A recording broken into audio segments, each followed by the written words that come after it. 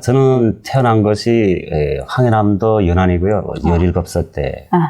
그때부터 평양에서 의사봉무를 하고 국가보위부도 들어가고. 국가보위부요? 네.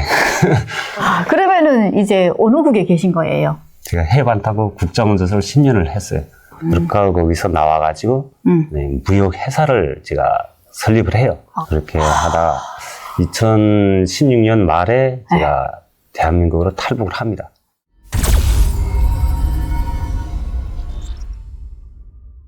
그러면 그렇게 계시다가 국가보위부에 계시다가 무역총국 가서는 또 어떤 일을 하셨어요? 해반탕으로 가다 나니까 돈을 벌어야 되겠다는 생각이 너무 들은 거예요. 국장이 1년에 한 번씩 해외 순방을 돌아요. 이때 나갈 때 돈을 60만 불 내지 70만 불을 가지고 나가거든요. 현금을.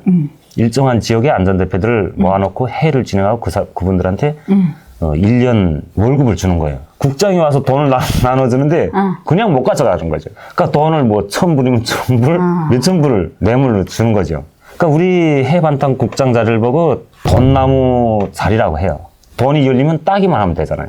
그런 비유로 표현을 하거든요. 돈나무.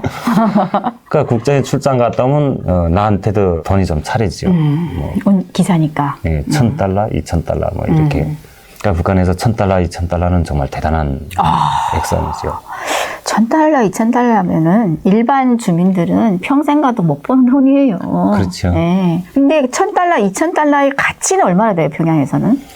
그때 당시로 보게 되면 대한민국에서 1억 가치로 보면 될 것 같아요. 환율이 아닌 가치로만 봤을 때. $10,000를 넘어섰다고 저는 생각을 해요. 그러니까 그때까지만 해도 2000년대 초반이니까 돈의 가치가 정말 높았거든요. 그렇죠. 한참 고난행군을 겪고 있는 그 시기니까. 그때 우리는 달러를 달랐죠. 달러를. 이거 진짜 내가 멋있다고 해야 될지 이 자리에서 아니죠. 처죽이라고 얘기를 해야 될지 진짜 모르겠는데 아무튼 그때 당시에 너무 지방에서는 굶주림에 허덕이면서 정말 많은 사람들이 굶어 죽고 이런 시기라서 근데 고위층에 있는 사람들은 달러를 만지고 다루고 했다고 하니까 참 북한이 얼마나 빈부격차가 심한지 한눈에 알아볼 수 있는 그런 그런 건데 그러면 그 당시에 국가보위부의 해반탐척 국장의 기사를 하시다가 어떻게 돼서 그러면 무역국으로 돌았어요? 무역회사로? 제가 어릴 적부터 꿈이 있었거든요. 평양 시민증을 가지는 게 제 꿈이었어요. 그래서 어릴 때 우리 친구들하고 놀다가 평양에서 친척이 왔다면 일부러 보러 갔어요. 우리도 그랬어요. 평양 사람. 평양 아이구나 이러면서. 네, 그렇죠. 그리고 그 사탕 가지고 나면 그걸 먹어보자 그렇게 졸라댔어요. 사정을 해서. 저희도. 그 사탕 하나를 맛보는 게 정말 꿀맛 같았죠. 그러니까 그때부터 야 내가 평양에서 살아야 되겠다. 이런 꿈이 너무나도 강하게 자리 잡은 거예요. 그래서 결과적으로는 평양 시민증을 받게 되는 거죠. 평양 시민증을 받으면서 어떻게 무역회사 사장까지 하셨냐. 이거는 지방에서도 아니고 평양에서 무역회사 사장한다라는 거는 이건 정말 보통 일이 아니거든요. 제가 아파트를 건설을 하면서 돈을 좀 모아요. 야, 근데 이 개인이 북한에서 아파트를 건설한다면은 우리 대한민국 국민들은 안 믿거든요. 그 시스템에 대해서 잠깐 얘기 좀 해주세요. 고난의 시기를 겪으면서 사람들이 평양이 정말 무법천지가 된 거예요. 나는 그때 김정일이 이게 정치를 놓지 않았는가. 난 그런 느낌이 들었거든요. 맞아요. 그러니까 모든 게 마비되다시피 한 거예요. 그렇죠. 체계도 뭐 기율도. 네. 그러니까 이때가 정말 가장 돈을 벌 수 있는 기회로 된 거죠. 저희도 그랬어요. 2000년도 초에 어떤 일이 벌어지냐면 평양시당과 동구건설에서 중국의 아파트를 건설하고 분양을 시작을 해요. 그 동구건설에서 건설을 했는데 집을 노동자들한테 줄 수가 없잖아요. 그 그렇죠. 좋은 집, 비싼 집을 생각을 해낸 게 한 집과 세 집을 교환 조건을 걸어요. 그러니까 이 상식적으로 안 맞죠. 안 맞죠. 그때 고난의식이 때다 보니까 집이 정말 쌌거든요. 쌌죠. 중구역이라는 거는 우리 대한민국을 말하면 강남 아니에요? 네, 그렇죠. 강남 쪽에 있는 집을 한 채 비싼 집을 새 집을 줄 테니 니들이 다른 지역에 있는 새 집을 내놔라. 그러니까 3대 1로 바꾸자. 세 집이 아니라 세 명이 집을 구매하는 거죠. 사람 혼자가 세 집을 가지고 있을 수가 없잖아요. 개별적인 사람들하고 교섭을 하는 거죠. 너희 돈을 주겠으니까 집을 팔겠냐. 당장 먹을 게 없어, 한 끼가 먹을 게 없는 사람들이 집을 돈을 보면 참지 못하는 거죠. 그때 만불이 훨씬 뛰어넘었어요. 그 상황을 보면서 야 아파트를 지면 돈을 벌겠구나 이런 생각이 드는 거예요. 북한은 시스템이 어떻게 됐냐면 아파트를 건설하면 20%를 국가 반납으로 규정을 하거든요. 그러니까 100채를 지었다면 20채를 예. 주는 거네. 국가에다 바치는 거네요. 의무예요, 그거는. 그러니까 그 상을 본 거죠. 제가 아파트를 하면 돈을 벌 수 있다. 이걸 느낀 거죠, 그때. 그래서 내 목적은 아파트를 건설해야겠다는 이 목표를 지향을 해요. 근데 돈이 있어야지 건설하잖아. 아파트가 그렇게 한두 푼으로 되는 건 아니잖아요. 건설인데. 네.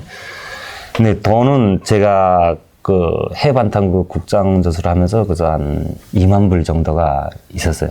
2만 불이면 여기 돈은 얼마죠? 한 2,400만 원 정도. 그럼 굉장히 큰 돈이죠. 네, 그렇죠.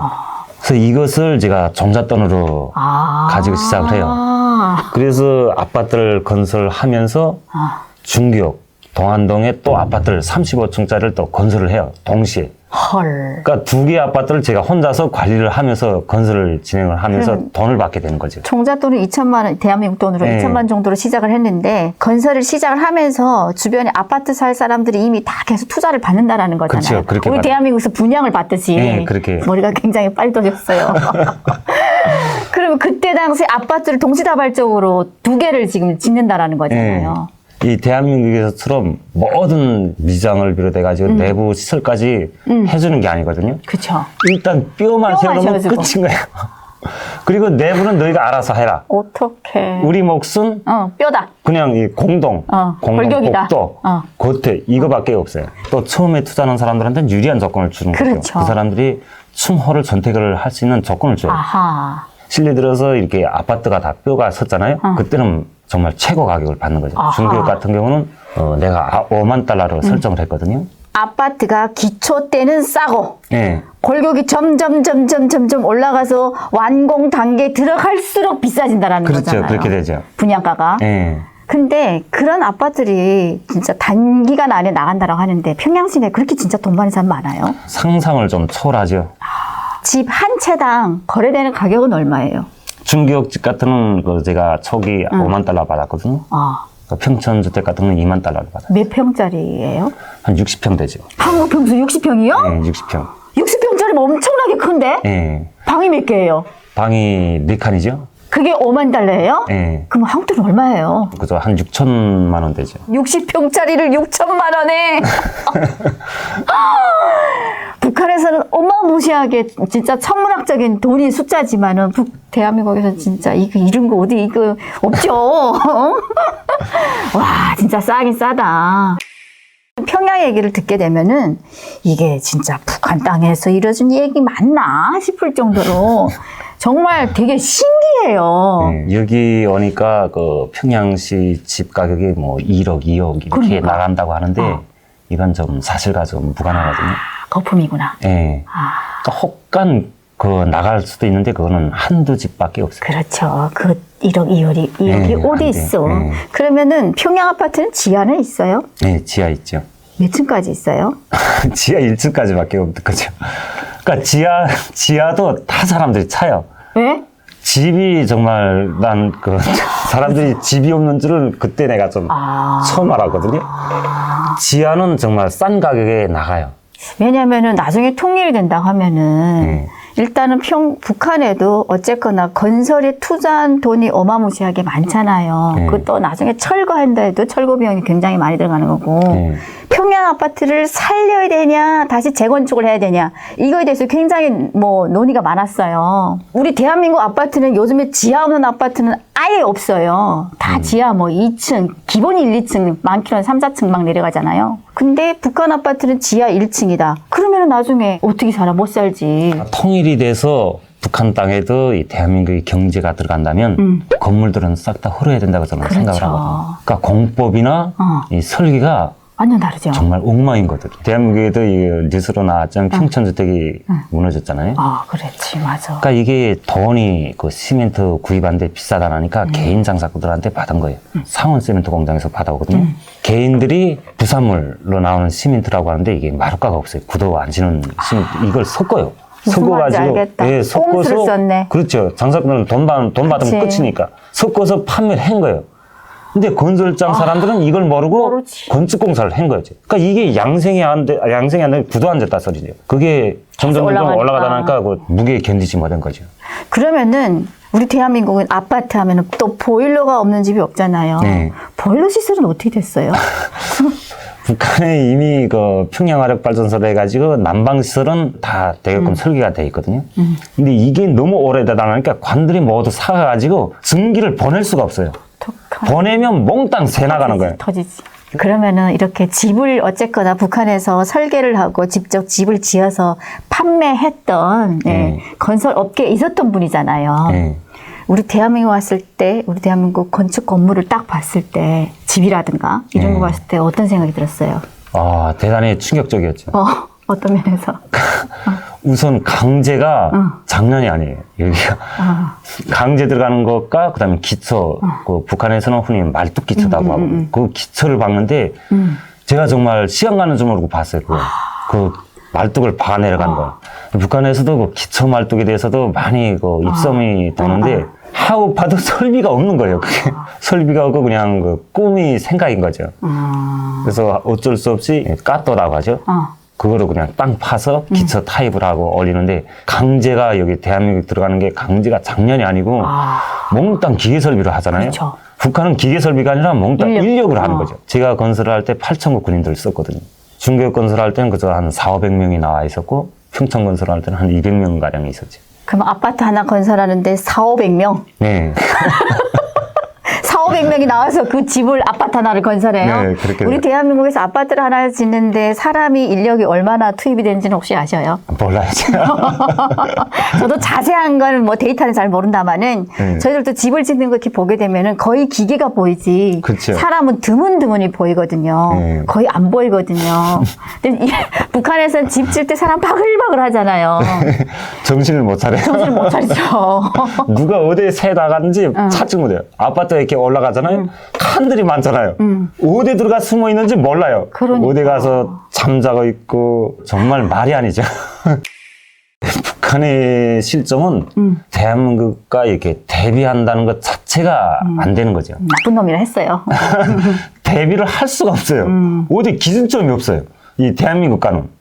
한국 분들과 이렇게 대화를 하면 꼭 대한민국이 70년대, 80년대 그런 상황이라고 딱 설명을 하시는 거예요. 그러니까.